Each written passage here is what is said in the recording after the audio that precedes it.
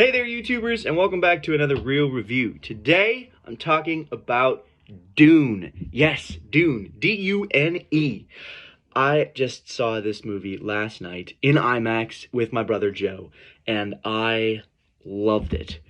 Before I get started, I'm going to caution spoilers throughout the whole thing because I'm just going to talk about it. I'm going to lay out everything that I saw, everything I liked about it, and we'll go off from there. So starting off, this cast is brilliant. I don't need to know the storyline. I don't need to know who's directing. I just look at the cast, I'm in. If you look at that cast, it's incredible. You got Jason Momoa, Dave Bautista, Timothy Chalamet, Oscar Isaac, Rebecca Ferguson. The list goes on. Not to mention my favorite, one of my favorite actors of all time, Javier Bardem. He's amazing. He's so good. And in this movie, he has probably, 5 minutes of screen time? Not even. Sells the entire movie. Normally, when I see Timothy Chalamet, I'm not excited. But now I will forever be excited for a Timothy Chalamet project because he's so good. Dune, I think Dune was his movie. Dune, I know he's been breaking out before this, but Dune is Timothy Chalamet's breakout. Like, this is where he's gonna get the roles. It is so fantastic what he does with the character. My girlfriend actually disagrees. She finds him quite boring in the film, which I disagree. I think his stillness and his quietness throughout the film are needed because you're looking at how he feels about all of what's going on, all his emotions, everything, and he's pensive, right? He's thinking about what it means to have all these dreams that he's having. He's thinking about what it means that he's going to take over for his dad when his dad is no longer around as the Duke of the house. Because their house Atreides, right? Because he's Paul Atreides. Like, that is the coolest thing. And I don't think he needs to be like super like expressive and emotional because he's got an inward emotional, and you can read it through his eyes, and it's so well done. And then you look at characters now like Josh Brolin, who plays the leader of the army. He's the guy that trains up Paul's character, and there's a really cool scene where he and Paul are fighting in hand-to-hand combat because he's trying to train Paul to recognize different fight patterns and how to combat it. And it is just so cool to see the little things, that the attention to detail that the director Denis Villeneuve, that was terribly said, Denis Villeneuve, I don't know. Lots of people say it differently. Denis Villeneuve. Denis Villeneuve. I don't know. But anyways, the director paid so much attention to the detail in this film. It is a brilliant film on a detail level because every grain of sand is interesting. I mean, obviously people are gonna be like, it's just sand. Or, cut to Star Wars. I hate sand. It's coarse, it's rough, and it gets everywhere. I don't do an Anakin impression, but still. The attention to detail in this film is so good. For instance, they've got different fight styles for different kinds of houses and different kinds of characters. If you are a sand person, your fight style is a lot different than if you're in House Atreides, or if you're in one of the other houses, or if you work for the Empire, or whoever. And it is really cool to see that the in-depth nature that they go into in this film. Oh man, where can I start about the music? Man, Hans Zimmer. That dude is insane. Everything he puts to paper and to the score is beautiful. Hans Zimmer is a legend at his craft. What I like about Hans Zimmer, and really any composer, you can hear that it's them. For instance, in some aspects of the Dune soundtrack, you hear a little Dark Knight. You hear a little Interstellar. You hear a little bits and pieces of like former scores, and not necessarily like directly from those scores, but they're little like stylistic things that you're like, this is a Hans Zimmer soundtrack, I can tell. And he just brilliantly concocts a score that perfectly fits the epic scape that is the Dune universe, and this epic music to go with sand and uh, dunes and spaceships, and it's just like, whoa. The movie is just so trippy, and it's so just next level, and it's because of the soundtrack that Hans Zimmer has put together.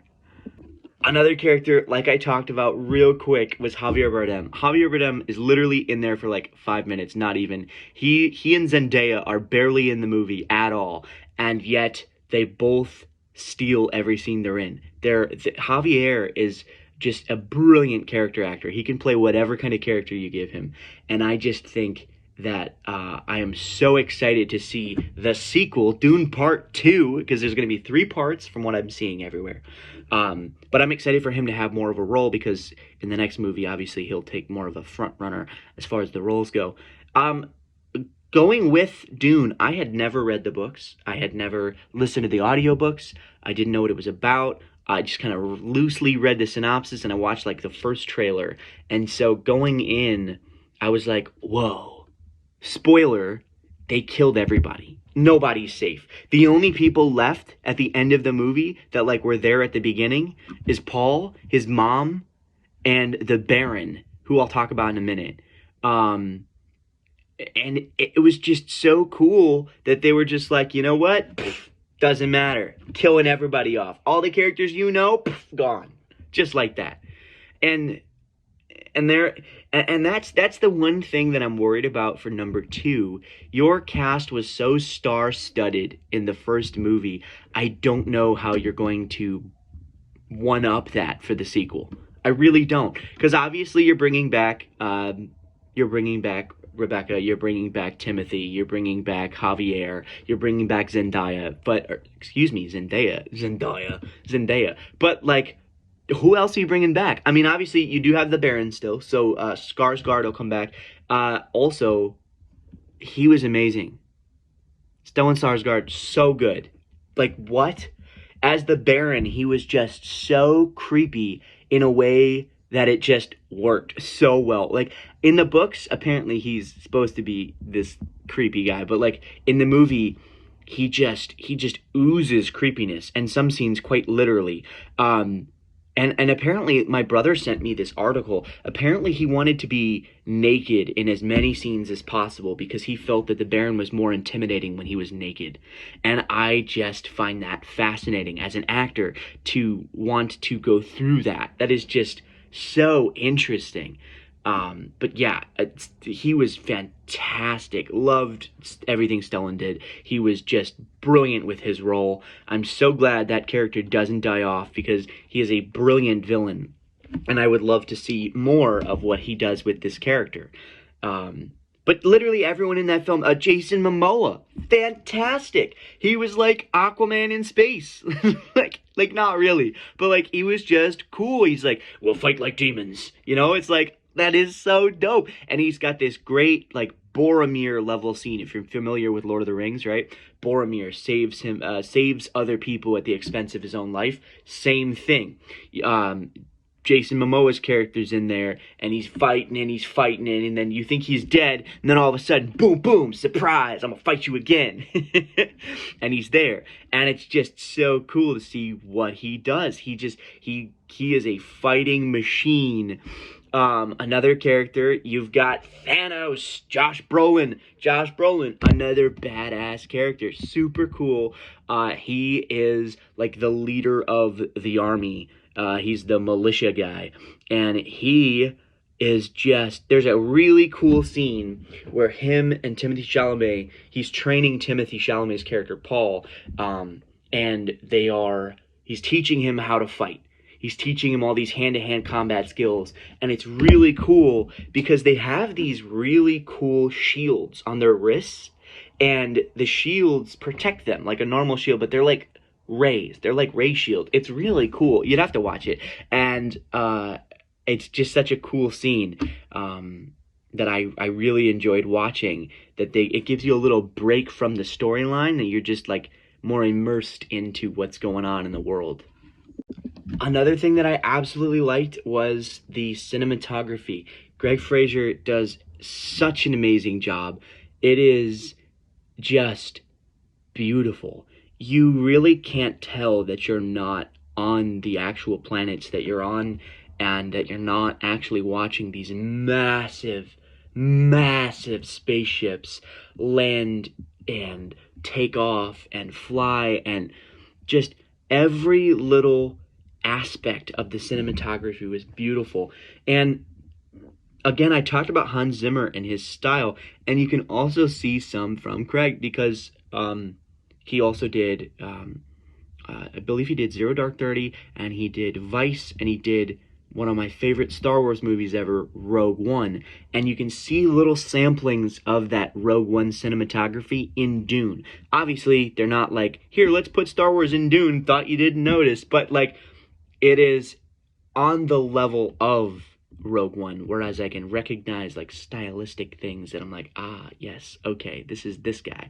But the cinematography, you're watching it, and this is a movie, folks, that you have to see in IMAX. If you're not watching it in IMAX, wait.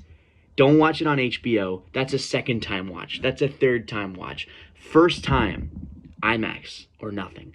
It is made for IMAX. It is enjoyed in IMAX, and it is beautiful. So yeah, go see Dune. I give it a 9 out of 10. It only gets a 9 out of 10 because I wanted more. I'd give it a 10. It's almost a perfect film. Almost. And I don't think anything in a trilogy could be a perfect film, which is why. But it is on par with Lord of the Rings, in my opinion, as far as like trilogies go so far. I mean, we still have 2 more movies, but go see Dune, guys. It's fantastic.